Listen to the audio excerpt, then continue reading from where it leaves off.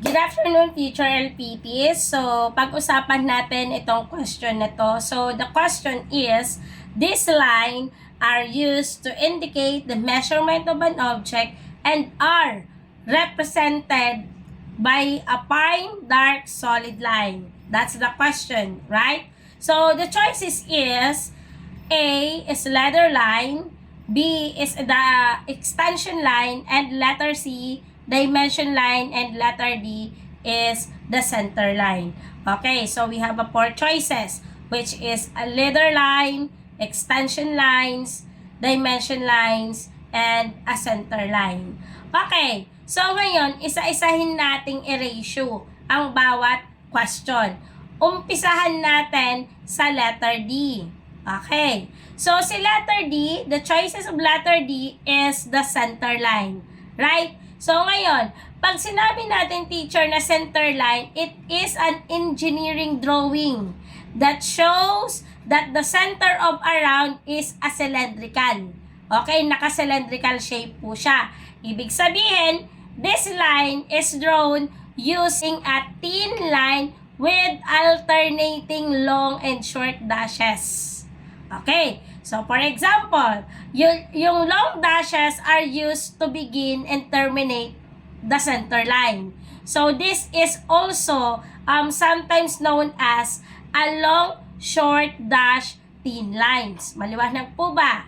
Okay, so ang center line po, it indicates the center of a circle like arc or symmetrical parts. So ibig sabihin, it represented by a long dash followed by a short dash. Okay, next. Ang pag-uusapan naman natin is the letter line. Okay, si letter line is letter A.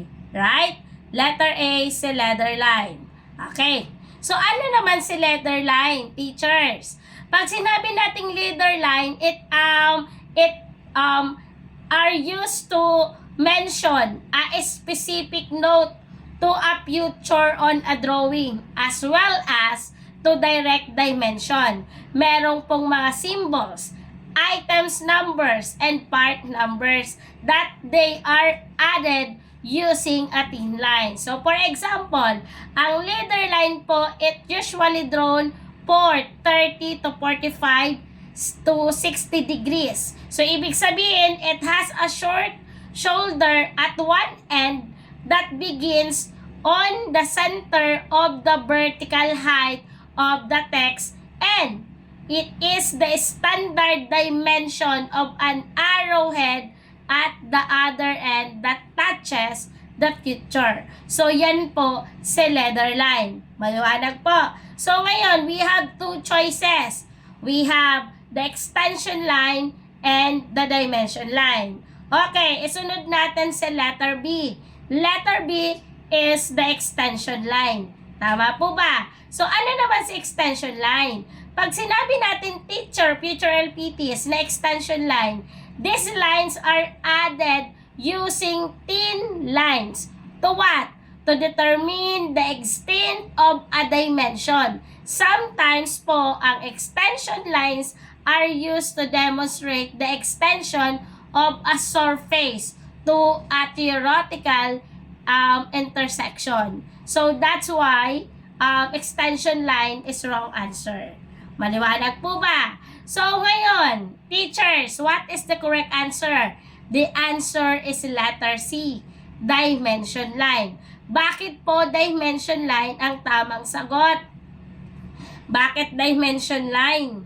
Okay, di ba ang question is fine, dark, solid line. Okay, dimension line are represented the dimension or sizes of a component in a engineering drawing. So, ibig sabihin, they are representing by the thin lines with arrowhead at the end that are broken along their length to make room for the dimension number. So, nagre-represent po ito for a fine, dark, solid line. Maliwanag po ba? So, future TNE Warrior, thank you for watching and have a good day.